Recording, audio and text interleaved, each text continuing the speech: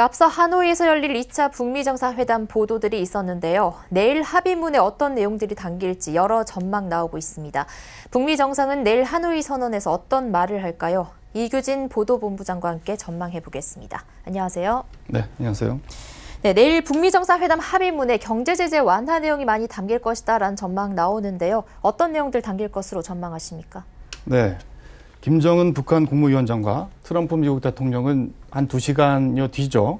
현지 시간으로 6시 30분, 우리 시간으로는 8시 30분에 소피텔 하노이 호텔에서 만나 30분가량 단독 회담을 할 예정입니다. 이후 1시간 반 동안 친교 만찬을 하게 되고요. 내일 28일 오전에는 두 정상 간 단독 회담과 확대 회담이 이어진 뒤에 오후에는 회담 결과를 담은 하노이 선언에 서명을 하고 공동 기자회견을 하게 됩니다. 이때 과연 무슨 내용이 담길지 많은 관측들이 나오고 있는데요. 영변 핵 폐기와 사찰, 금강산 관광과 개성공단 재개, 북미 연락사무소 설치 등이 예상되고 있습니다. 한반도의 현인이라고는 별칭을 갖고 있는 정세현 전 통일부 장관은 오늘 모 방송과의 인터뷰에서 스몰 딜이나 빅 딜이 아닌 미디엄 딜이라는 전망을 내놨는데요. 스몰 딜은 영변 핵 폐기와 사찰, 금강산 관광 재개를 얘기하는 것이고, 빅 딜은 북한의 완전한 핵 폐기와 종전선언을 의미하는 것입니다. 정 전 장관은 이 두 가지의 중간 정도인 금강산 관광과 개성공단 재개, 연락사무소 정도까지 합의하는 미디엄 딜이 될 것이다. 이렇게 본 것인데요. 특히 정 전 장관은 영변 핵시설을 폐기한다면 사실상 불가역적인 상태로 넘어가는 것으로 분석했습니다. 또 다른 북한 전문가인 박지원 민주평화당 의원은 지난 25일 페이스북에 큰 진전은 있지만 완전한 비핵화 합의는 없다고 전망했습니다. 또 하노이 회담에서는 현재의 모라토리움을 지나 동결 합의로 북한의 NPT 재가입과 IAEA 핵사찰, 신뢰 회복 후 완전한 비핵화 3단계가 예상된다고 봤습니다. 즉, 핵 동결과 사찰에 합의하는 선에서 합의문이 나올 것으로 보는 것입니다. 핵무기를 나눠보면 과거, 현재, 미래 핵이 있는데 과거 핵은 이미 만들어 놓은 핵폭탄을 말합니다. 현재 핵은 생산해 놓은 핵물질, 그리고 미래 핵은 핵시설, 공장 등입니다. 영변 핵시설 폐기와 국제 사찰은 이 중에 미래 핵을 없애자는 것으로 핵동결이 되는 것입니다. 트럼프 대통령이 이번 정상회담 이후에 추가 정상회담이 있을 것이라는 말을 한 바 있는데요. 이번에는 미래 핵을 없애는데 합의한 뒤에 차차 현재 핵과 과거 핵을 없애는 절차를 밟을 것으로 보입니다. 이런 점에서 핵 동결이 되는 셈입니다. 네. 그러니까 두 정상이 영변 핵 폐기와 사찰, 그리고 금강산 관광과 개성공단 재개, 북미 연락사무소 설치 등을 합의할 것으로 전망이 된다는 건데, 이 사안들을 합의를 하더라도 풀어야 할 문제가 있다면서요? 네.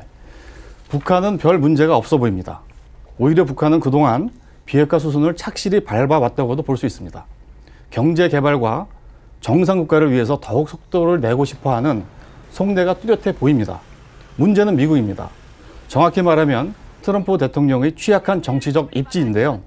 아다시피 트럼프 대통령은 지금 정치적으로 궁지에 몰려 있고 미국의 주류 언론으로부터 쉴 새 없이 공격을 받고 있는 상황입니다.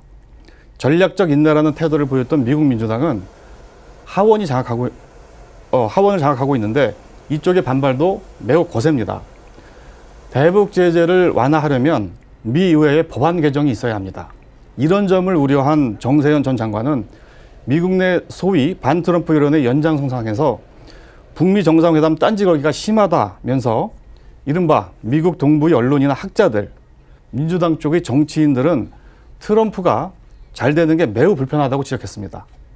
김정은 위원장과 트럼프 대통령이 합의를 하더라도 미국 내 의회와 여론의 반대가 강해서 미국이 대북 제재 완화를 제대로 이행할지 우려된다는 얘기입니다.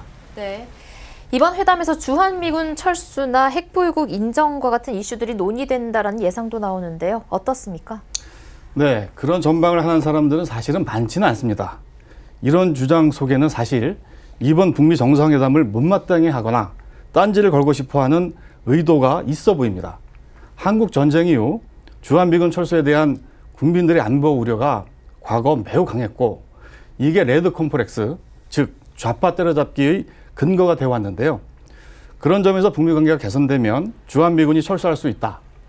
그러니 북미 관계를 바꾸지 말고 북한을 악의 축으로 그대로 두고 북한을 고사시키자는 그런 내용입니다. 미국의 군수산업체, 또 네오콘, 일본 등이 주장해온 내용입니다. 하지만 이미 김정일 전 위원장은 남한의 주한미군 주둔 필요성을 인정했고 김정은 위원장 역시 같은 입장을 강조하고 있습니다. 이런 점을 잘 알고 있는 트럼프 대통령은 이번 회담에서는 주한미군 철수 의제가 없다고 밝힌 것입니다. 핵동결이 되더라도 핵보유국 인정 아니냐는 주장 역시 매우 수구적인 편협한 반북 이데올로기를 담고 있습니다. 북한을 절대 악으로 놓고 핵동결을 하면 결국 핵보유국 인정 아니냐는 논리인데요. 이는 지금 상황을 동태적, 즉 변화하는 과정으로 보는 게 아니라 정태적, 즉 정지 화면을 보듯 강조하는 태도입니다. 이번에 영변 핵시설이 폐기되면 국제사찰로 검증을 한 뒤에 그 다음 단계인 현재 핵물질과 과거 핵무기를 없애는 순서로 나아갈 예정인데 이런 과정이 없을 것이다. 즉 북한이 배신할 것이다 라고 보는 것이죠. 그러나 북한이 그렇게 약속과 행동을 바꿔버리면 미국이 선택할 수 있는 남는 선택지는 단 하나, 전쟁뿐입니다. 김정은 위원장이 원하는 시장경제 도입과 경제개발은 불가능해지죠. 김정은 정권의 몰락은 자명해지는 것입니다. 이를 잘 알고 있는 김정은 위원장이 비핵화를 주고 평화와 경제개발을 얻으려 나선 것인데 이를 중도에 바꿀 가능성은 제로에 가깝습니다.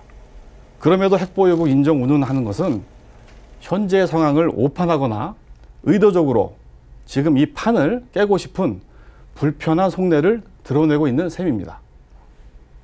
네, 지금까지 이규진 보도본부장과 제2차 북미 정상회담 합의 결과 전망에 대한 이야기 나눠봤습니다. 말씀 감사합니다. 네.